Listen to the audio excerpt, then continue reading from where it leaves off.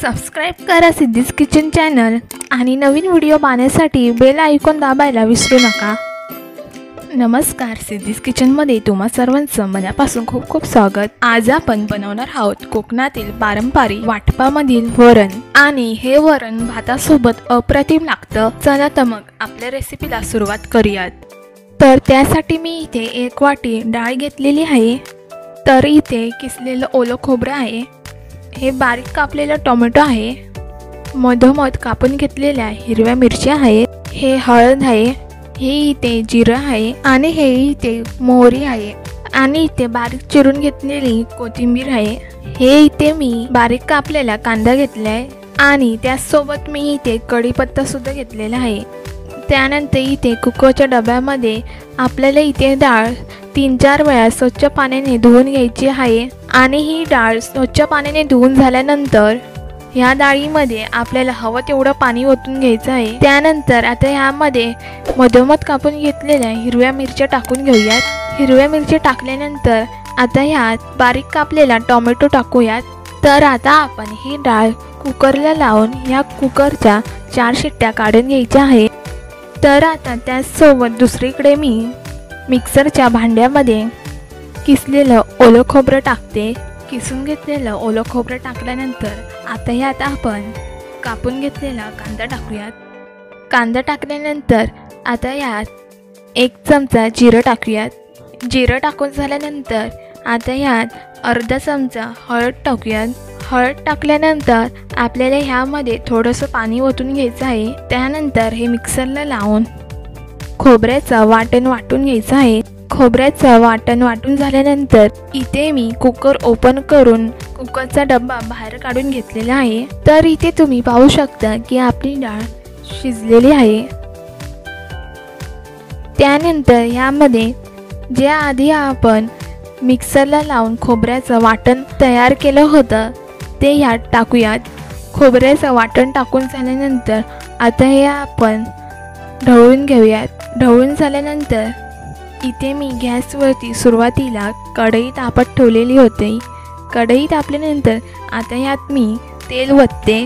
तेल ओतल्यानंतर आता ह्यामध्ये टाकूयात कढीपत्ता।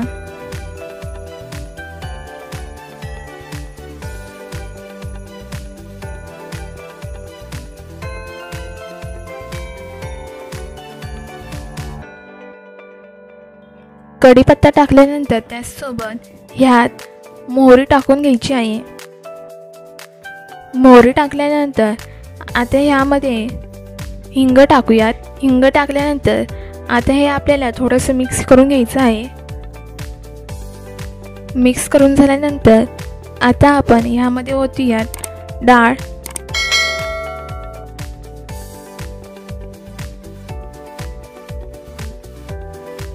डाळ ओतल्यानंतर आता हे आपण ढवळून घेऊयात।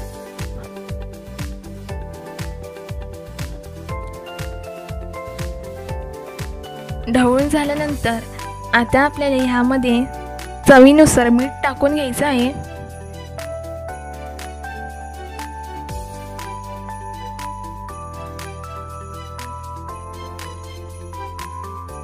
मीठ टाकल्यानंतर आता हे आपल्याला परत ढवळून घ्यायचं आहे।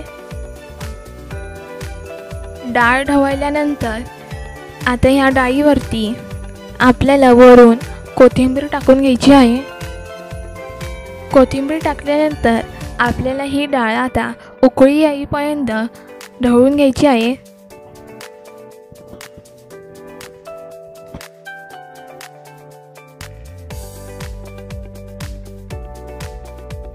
तर इथे तुम्ही पाहू शकता की आपल्या डाळीला हळूहळू उकळी सुद्धा आलेली आहे।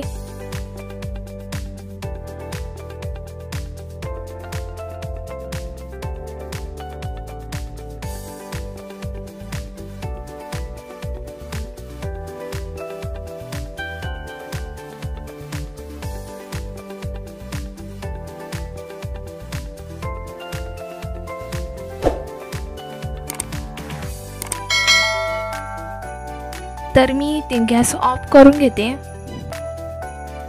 तर मित्रांनो, कोकणातील पारंपरिक पद्धतीची डाळ घरी बनवून जरूर ट्राय करून बघा। कशी झाली आहे हे आम्हाला कमेंट बॉक्समध्ये नक्कीच कळवा। जर तुम्ही आमच्या चॅनलवरती नवीन असाल तर आमच्या चॅनलला सबस्क्राईब करा, लाईक करा, कमेंट करा आणि तुमच्या मित्रांना देखील शेअर करायला विसरू नका।